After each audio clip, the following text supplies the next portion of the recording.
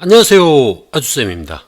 이번 시간에는 6학년 2학기 수학 3단원의 4차식 쌓은 모양과 쌓기나무의 개수 알아보기 두 번째를 배워보도록 하겠습니다.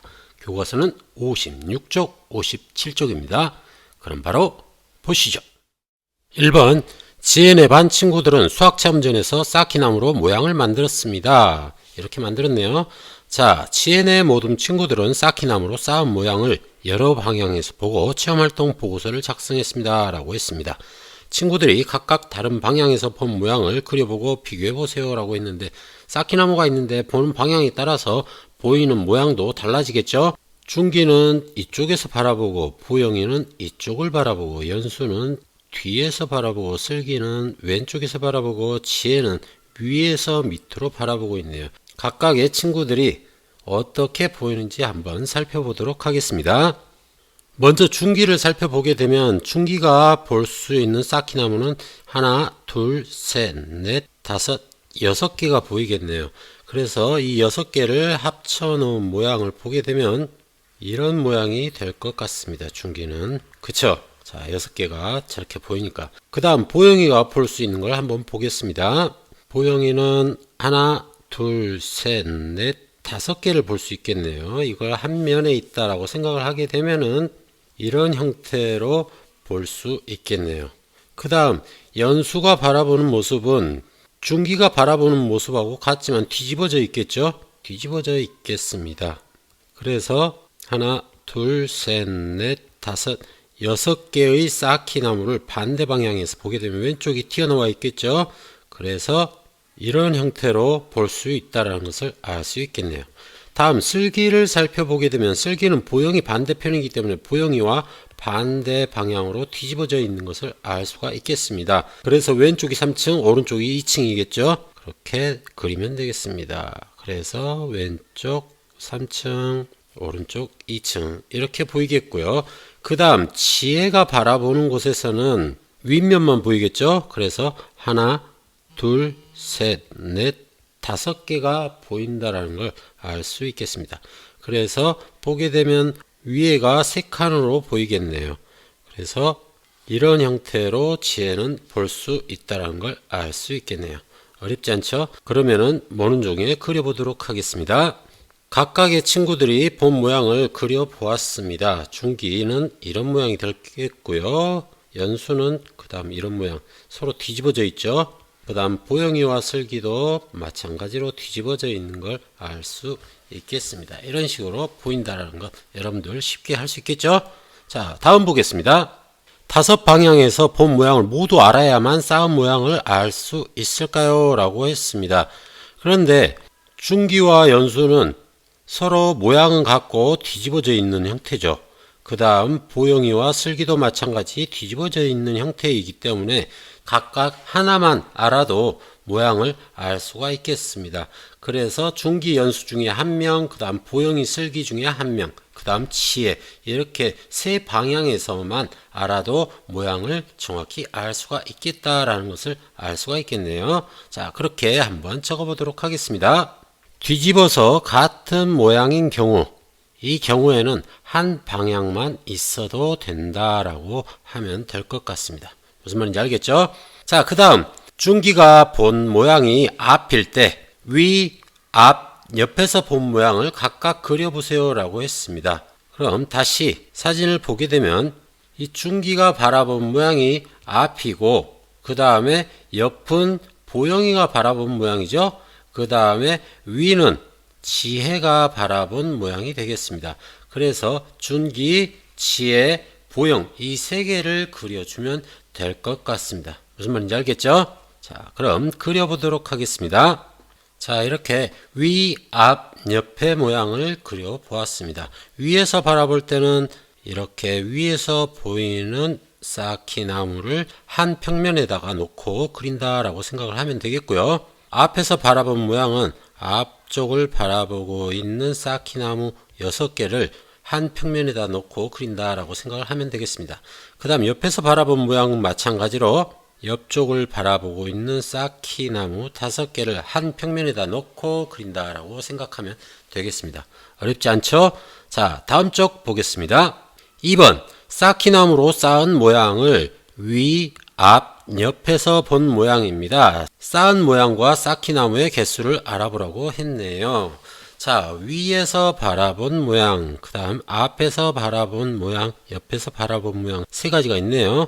자, 위에서 바라본 모양으로 쌓기나무 4개 가지고 쌓아보도록 하겠습니다. 자, 하나, 둘, 셋 하고 그 다음에 앞쪽으로 튀어나와 있는 것 하나죠. 자, 이렇게 4개를 쌓으면 되겠습니다. 이걸 보게 되면 위에서 바라봤을 때 이런 형태가 되는 걸 확인할 수가 있겠습니다. 맞죠? 이런 형태이고요. 그 다음 추가적으로 이제 앞에서 쌓은 모양을 살펴보도록 하겠습니다.